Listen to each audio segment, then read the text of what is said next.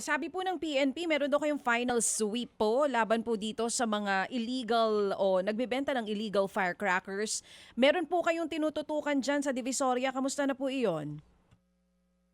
Ngayon po, nandun po ngayon yung ating mga operatiba kasi alam naman po natin na yung mga nagbebentang yan, kunyari, naka-front ay mga legal or yung mga fountain lang, mga pailaw lang, pero pagka binulungan sila at naghanap na mga mas malakas na paputok, meron po silang naiintroduce. So, meron po tayong mga operatiba na nakakalat po ngayon dyan at magkakandak po tayo ng mga operations po. Siyempre, hindi po natin maaring i-disclose na yun kung ano po ang mga gagawin nila. Pero nitong nakaraang araw, meron na po ba tayong mga nakasuhan at nahuli na nagbebenta nitong mga illegal firecrackers po natin?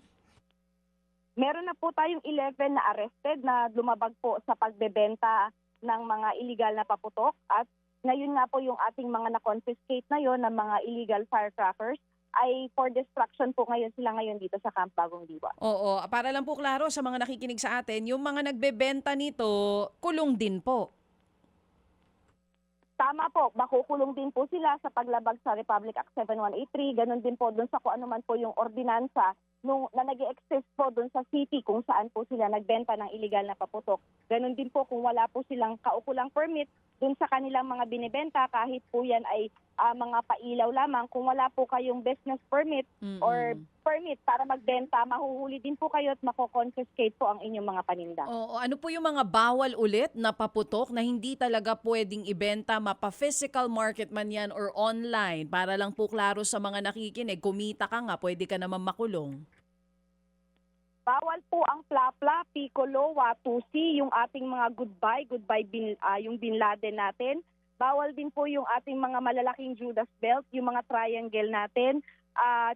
Iba pa po mga pangalan, Goodbye Diskaya, Goodbye Philippines, Goodbye Earth, lahat ng goodbye pinagbabawal po yan.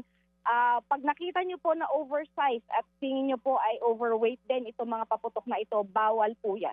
Lahat ng goodbye, sabi ni Major Hazel, bawal daw po iyan.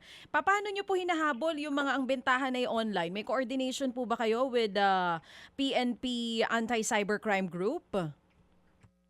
Yes po, sila po ang nakatutok dito sa mga nagbebenta online ng mga illegal na mga paputok since yun po kanilang business permit is inaalam din po natin kung meron silang kaukulang permiso para magbenta po nito. Oo. So yung pong koordinasyon namin ay patuloy. Major, same din yun, yung mga nagbebenta on the market, kulong, kung mahuhuli na illegal yung binibentang firecrackers, yung mga nasa online, kulong din po yun. Ganon din po? Yes po, makukulong din po sila kung sakaling mapatunayan nagbebenta sila ng illegal na paputok. Okay, so mamaya po may patrolya ang NCRPO, ma'am, sa bawat distrito po para baka makatsyempo kayo ng mga pasaway.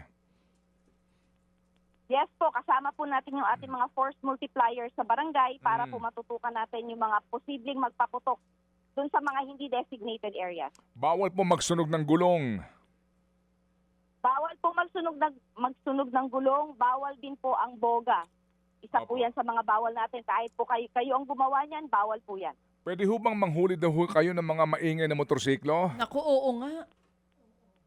Kasama po yan kasi may mga ordinansa po ang ating mga syudad na nagbabawal po dyan sa mga open muffler. So mahuhuli din po sila kahit hindi po illegal na paputok yung motor. Kulong din yon, Major? Yung pong ganon? May multa. May multa yun. Hindi po. May ano lang po. Citation ticket lamang po ang ibibigay sa kanila. Mga kapatid, brothers and sisters, saan ka pa? Dito na tayo sa totoo. Dito na tayo sa True FM. Mga kapatid, mag-subscribe and follow po kayo sa social media accounts ng True Network PH. Yan po kami. Hanapin nyo lang True Network PH, Facebook, Instagram, YouTube, TikTok, and podcast. Mapa-Apple or Spotify man yan, mahahanap nyo kami. Lahat ng mga napapanood at napapakinggan nyo po sa programa, nasa social media accounts namin yan. So, paano mga kapatid? See you sa social media!